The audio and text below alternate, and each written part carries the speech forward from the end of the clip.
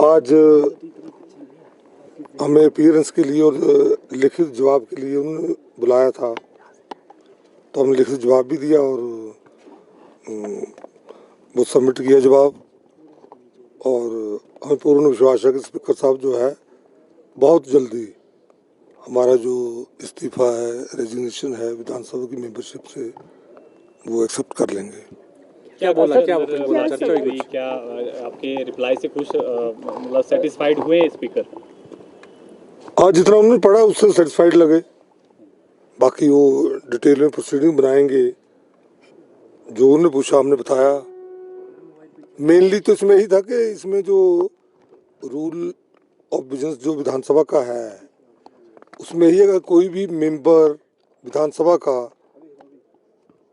अपने मर्जी से, अपनी इच्छा से त्यागपत्र देता है, तो जो क्योंकि जो स्पीकर की जो पोस्ट है कॉन्स्टिट्यूशनल पोस्ट है, उनके लिए दोनों पक्षों के जो मेंबर्स होते हैं, एमएलए होते हैं, बराबरी के होते हैं, बल्कि हमारे संरक्षक है हमारे अधिकारों के। तो जो उनकी प्रिविलेज है वो भी देखते हैं, मेंबर्स की सब करते हैं।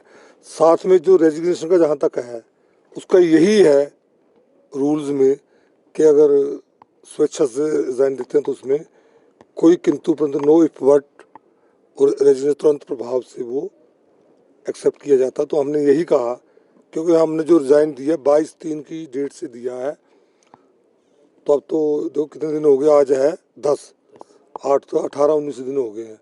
तो हम तो यही कहा, लिख के भी यही दिया, वर्बली भी यही कहा, जो उन्होंने पूछा हमसे कि हमारा 22/3 से ही जो है रिजाइन एक्सेप्ट कर लिया जाए। क्या वन टू वन बातचीत हो रही है?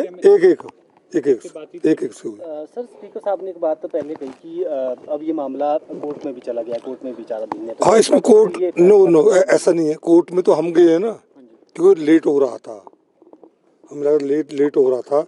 कोर्ट में स्पीकर साहब नहीं गए हैं, तो वो एक्सेप्ट कर लेंगे, हम उसी दिन विड्रॉ कर लेंगे।